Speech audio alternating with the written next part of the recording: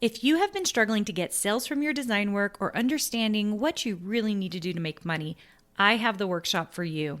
On September 23rd, I'm hosting my first ever Profitable Designer Workshop. This 1-day, 3-hour workshop is only $97, but I have a discount for all my podcast listeners. Go to carinagardnercourses.com/profit and put in the code podcast for $50 off. I can't wait to see you more profitable. Welcome to the Make and Design Podcast.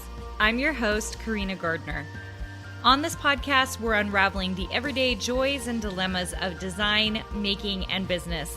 For makers who want to be designers and for designers who are makers, this is your inside scoop to help you grow your business and bring more creativity to your life. Hey guys, I very often get asked, do I need to go back to college to become a designer? Now, if you know my background, you know I have a Ph.D. in design, especially if you are younger.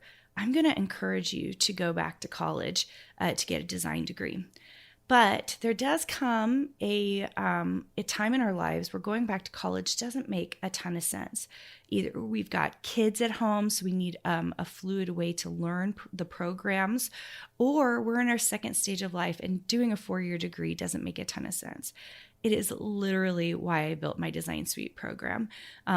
I love teaching design. I think those of you who've been around know that. I give you tons of free content here on this podcast.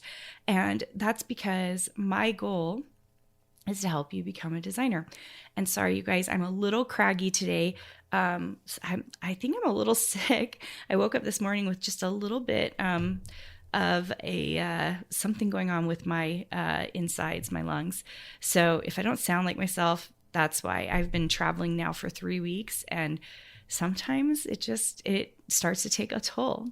So anyway, that's a side. So let's talk a little bit about college. So those of you who have been to college know that there's about 2 years that's dedicated to like our preliminary classes. So make sure you have a well-rounded education. For many of you, if you're going to become a designer, you don't need those things, right? Like what you need is practical knowledge in the software. The last 2 years, you're taking those classes as you go, but like we're talking about 2 years of coursework is really dedicated to graphic design work. And during that time when you're in college, we try really hard to teach people a lot of different things. So you're learning packaging design, you're learning color theory, you're learning typography. We're teaching you a lot of different design skills because we want you to go out into the world and be able to figure out what you need to do. Those of you who are listening, most of you know what you want to do. You want to be a Cricut designer, a sublimation designer. You want to be a surface pattern designer. You already know what you want to do. So a lot of that coursework is useless to you. And that's why I like second stage of life designers, because you guys get to push forward faster. Why my program is only 1 year.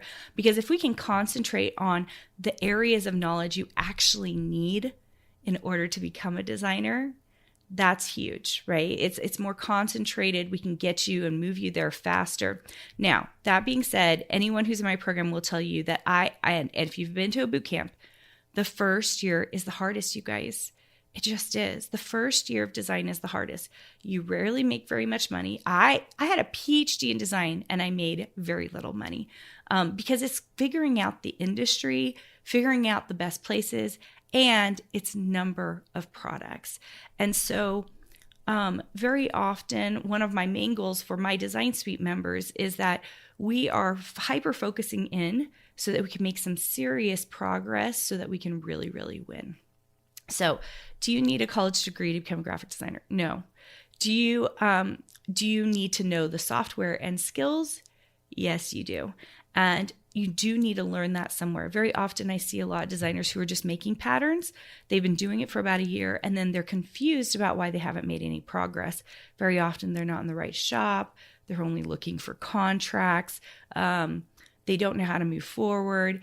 There are things you have to do in order to get better at design. And usually that requires a keen eye and a mentor or a teacher or professor looking over your stuff and telling you what needs to be done.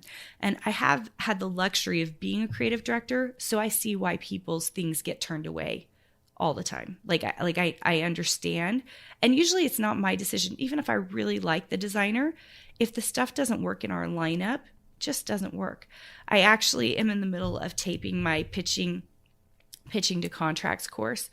And, there's a lot in there describing why creative directors don't choose what you think that they're going to choose.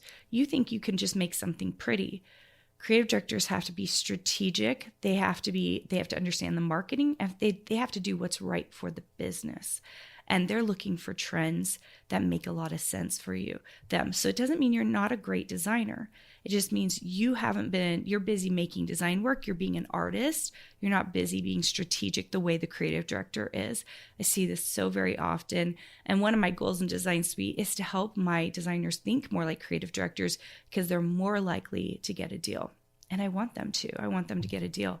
So hopefully that helped you. If you've been considering college, my recommendation is not, if you're in a certain stage of life and you want to move fast, I would recommend skipping college.